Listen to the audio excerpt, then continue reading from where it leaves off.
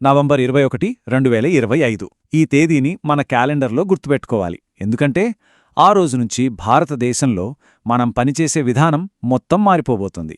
ఇది ఏదో చిన్న మార్పు కాదు, దేశంలోని కోట్లాది మంది కార్మికుల జీవితాలను మార్చేసే ఒక భారీ చారిత్రాత్మక సంస్కరణ. అసలు దీని వెనుకున్న కథేంటో ఇప్పుడు వివరంగా చూద్దాం. ఈ సంస్కరణలో అందరినీ ఆశ్చర్యపరిచే మొదటి విషయం ఇదే. ఇప్పటిదాకా కంపెనీలు, కార్మికులు అందరూ దాదాపు 29 వేర్వేరు చట్టాల చిట్టడవిలో ఇరుక్కుపోయారు. ఇప్పుడు ఆ 29 చట్టాలను కేవలం 4 సరళమైన కోడ్లుగా మార్చేశారు. అవును, మీరు విన్నది కరెక్టే, 29 నుంచి కేవలం 4కి. ఇది ఎంత పెద్ద మార్పో, ఎంత ఊరటో కదా. సరే, ఈరోజు మనం ఏం తెలుసుకోబోతున్నామంటే అసలు ఈ భారీ సంస్కరణ ఎందుకు అవసరమైంది, పాత చట్టాల్లో ఉన్న చిక్కులేంటి, ఈ కొత్త ఒప్పందం వల్ల కార్మికులకందే ప్రయోజనాలేంటి, ముఖ్యంగా ఈ కొత్త రక్షణ కవచం కిందకి ఎవరెవరు వస్తారు, దీనిపై జరుగుతున్న చర్చ ఏంటి, చివరగా మనందరి పని భవిష్యత్ ఎలా ఉండబోతోంది. పదండి, వీటన్నింటికీ సమాధానాలు వెతుకుదాం.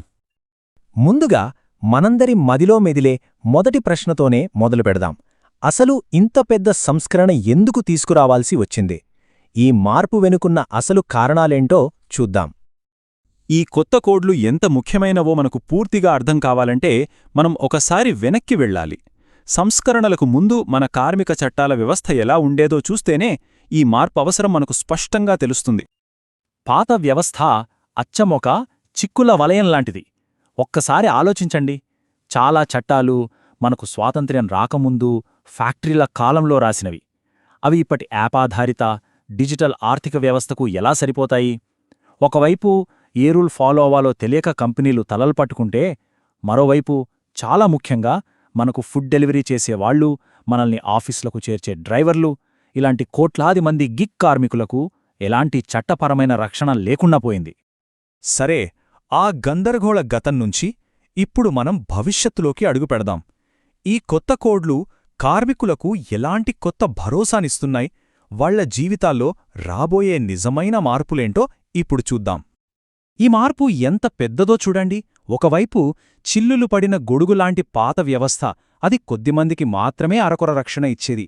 మరోవైపు ఇప్పుడు అందరినీ తన నీడలోకి తీసుకునే ఒక బలమైన వ్యవస్థ, ఇది అందరికీ సామాజిక భద్రతను అందించాలనే లక్ష్యంతో వచ్చింది. ఇది చిన్నపాటి మార్పు కాదు, ఒక సంపూర్ణ పరివర్తన. ఇప్పుడు కొన్ని నిజంగా అద్భుతమైన మార్పుల గురించి మాట్లాడుకుందాం. ఇకపై ప్రతి ఒక్క కార్మికుడికి అపాయింట్మెంట్ లెటర్ ఇవ్వడం తప్పనిసరి. కనీస వేతనం అనేది కొన్ని పరిశ్రమలకే కాదు, ఇప్పుడు ప్రతి ఒక్కరి చట్టబద్ధమైన హక్కు. 40 ఏళ్లు దాటిన ప్రతి కార్మికుడికి ఏటా ఉచితంగా హెల్త్ చెకప్. కానీ అన్నింటికన్నా పెద్ద ఎమోషనల్ మార్పు ఇదే. ఇంతకు ముందు గ్రాట్యుటీ రావాలంటే 5 ఏళ్లు ఎదురుచూడాలి. ఇప్పుడు కాంట్రాక్ట్ ఉద్యోగులు కూడా కేవలం 1 సంవత్సరం పనిచేస్తే చాలు గ్రాట్యుటీకి అర్హులవుతారు. 5 ఏళ్ల నుంచి 1 సంవత్సరానికి. ఇది వాళ్ల కుటుంబాలకి ఎంత భరోసానో ఆలోచించండి. ఇంత మంచి ప్రయోజనాలు సరే, కాని అసలీ కొత్త సామాజిక భద్రతా వలయం కిందకు ఎవరెవరు వస్తారు? ఈ కొత్త రక్షణ కవచం ఎవరెవరికి అండగా నిలవబోతోందో ఇప్పుడు వివరంగా చూద్దాం. ఇది నిజంగా ఒక గేమ్ చేంజర్. చరిత్రలో మొట్టమొదటిసారిగా మన చట్టం గిగ్ వర్కర్, ప్లాట్ఫామ్ వర్కర్ అనే పదాలను అధికారికంగా గుర్తించింది. ఇది కేవలం ఓ పదం కాదు, ఇది వారికి అందబోయే అన్ని హక్కులకు, భద్రతకు పునాది అన్నమాట. ఈ ఒక్క మార్పుతో వాళ్లు ఇకపై కనిపించని శ్రామికులు కాదు, చట్టం గుర్తించిన కార్మికులు. సింపుల్గా చెప్పాలంటే మన ఇంటికి రోజు ఫుడ్ తెచ్చే డెలివరీ ఏజెంట్లు, మనల్ని ఆఫీసులకి తీసుకెళ్లే క్యాబ్ డ్రైవర్లు, వీళ్ళంతా ఇప్పుడు మొట్టమొదటిసారిగా సామాజిక భద్రత కిందకొస్తారు. వాళ్లు పనిచేసే కంపెనీలు తమ టర్నోవర్ నుంచి 1-2% వాళ్ల భవిష్యత్తు కోసం జమ చెయ్యాలి. వాళ్ళు ఏ రాష్ట్రానికి వెళ్లినా తమ ఆధార్ నెంబర్తో పీఎఫ్, ఈఎస్ఐసి వంటి ప్రయోజనాలు పొందగలరు. ఇక కాంట్రాక్ట్ ఉద్యోగుల జీవితాల్లో ఇదొక పెనుమార్పు. ఇకపై టెంపరరీ, పర్మనెంట్ అనే తేడా ప్రయోజనాల్లో ఉండదు. సమాన పనికి సమాన వేతనం, సమాన హక్కులు.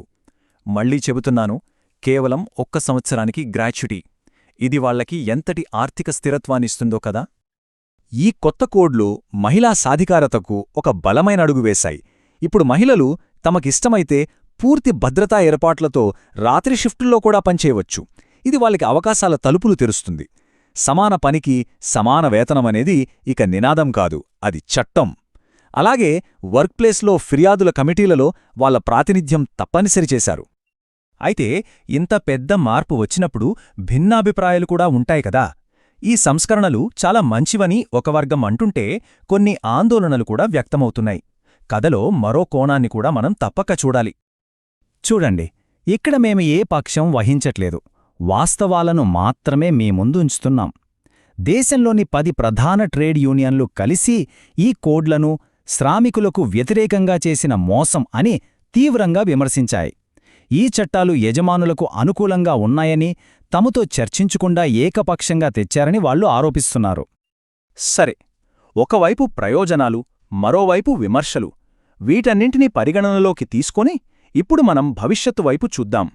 ఈ మార్పుల తర్వాత భారతదేశంలో పని స్వరూపం ఎలా మారబోతోంది, మన ముందున్న దారి ఎలా ఉండనుంది?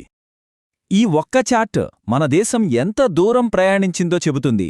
చూడండి, 2015లో దేశంలోని కార్మికుల్లో కేవలం 19% మందికి మాత్రమే ఏదో ఒక రకమైన సామాజిక భద్రత ఉండేది. కాని 2025 నాటికి ఆ సంఖ్య ఏకంగా 64%కి పెరిగింది. ఇప్పుడు ఈ కొత్త కోడ్లతో ఈ రక్షణ కవచం మరింత విస్తరించబోతోంది. ఇది నిజంగా అద్భుతమైన ప్రగతి. అంతిమంగా ఈ మొత్తం విశ్లేషణ సారాంశం ఒక్కటే: భారతదేశం పాతబడిపోయిన, చిక్కుముళ్లతో నిండిన చట్టాల వ్యవస్థ నుండి బయటపడి స్పష్టమైన, ఆధునికమైన, అందరినీ కలుపుకోపోయే భవిష్యత్తు వైపు అడుగువేస్తోంది. ప్రతి కార్మికుడికి రక్షణ కల్పించడమే దీని ముఖ్య ఉద్దేశం. ఈ విశ్లేషణను మనం ఒక ముఖ్యమైన ప్రశ్నతో ముగిద్దాం. చట్టాలను కాగితంపైకి తీసుకురావటం గొప్ప విజయమే, కాని అసలైన సవాలిప్పుడే మొదలవుతుంది. కాగితంపై ఉన్న ఈ హక్కులు, ఈ భద్రత దేశంలోని ప్రతి మారుమూల గ్రామంలోని ప్రతి కార్మికుడి నిజ జీవితంలోకి చేరాలంటే మనమింకా ఏం చెయ్యాలి, ఎంత దూరం ప్రయాణించాలి?